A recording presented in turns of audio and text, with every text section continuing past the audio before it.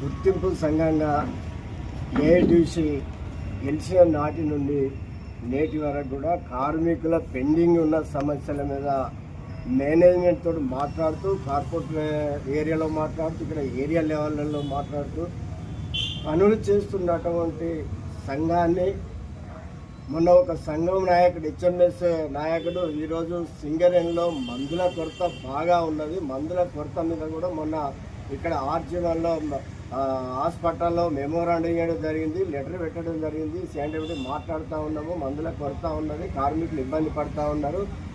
మన 1000 అది ఇస్తూ ఉన్నారు, 500 MG కంటే 1000 MG ఇస్తారు. కార్మికులు కట్ చేసుకుని వేసుకోమంటారు. డిప్యుటేషన్లుగా మాట్లాడతారు. డిప్యుటేషన్లు వద్దు, పర్మనెంట్గా ఎన్ని ఖాళీలు ఉన్నాయో అన్ని ఖాళీలు అని మేనేజ్మెంట్తో చెప్తా ఉన్నాము. కోటాల్లో ఇవాళ రియాజ్ అహ్మద్ చాలా తప్పుగా మాట్లాడుతుండే ఆయన. ఇలా గుర్తింపు సంఘం మీద కోటాలు కూలగొట్టే టైంలో మేము ఆర్జీవన్ మేనేజ్మెంట్తో మాట్లాడినాము, కార్పొరేటర్లో కూడా మాట్లాడాము. కోటాలకు సంబంధించినటువంటి కోటాల్లో నివాసం ఉన్నటువంటి కార్మికులు కొంతమంది కేసులకు పోవడం జరిగింది, కొంతమంది తనంత తానే కాల్ చేసుకోవడం జరిగింది. మేము చెప్పినాం, మీరు కాల్ చేయకండి, మేము మాట్లాడతాము, గుర్తింపు సంఘంగా ఆ బాధ్యత మాకున్నదని చెప్పినాం. కానీ నువ్వో కొంతమందిని పట్టుకొని ఇంకా వేరే సంఘాలు కొంతమందిని పట్టుకొని దాన్ని వ్యాపారంగా మార్చి మీరు పిచ్చి పిచ్చిగా చేసుకుంటా ఉండి ఇవాళ గుర్తింపు సంఘాన్ని విమర్శిస్తానంటే మరి నీ ఒక నైతికత ఆ విలువలు ఎక్కడ పోయినాయి? నువ్వు పెద్ద నాయకుడిని చెప్తావు, నీ వైజ్ బోర్డు మెంబర్ని చెప్తావు.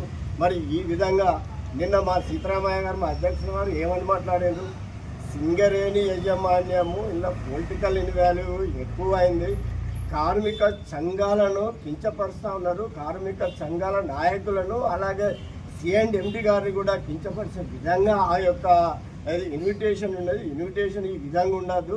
ఎవరికి ఇచ్చే గౌరవాలు వాళ్ళకి ఇవ్వాలి, కార్మిక నాయకులు ఇవ్వాలి. ఇవాళ కార్మిక సింగరేణి కంపెనీ అంటే కంపెనీలన్నీ కార్మిక సంఘాలకు కంపెనీకి అనుసంధానంగా ఉంటుంది. వాళ్ళ అగ్రిమెంట్లు ఉంటాయి, వాళ్ళకి చట్టాలు ఉంటాయి. ఆ చట్టాల ప్రకారము కార్మిక నాయకులు మాట్లాడతారు తప్ప పొలిటికల్ లీడర్లు మాట్లాడరు.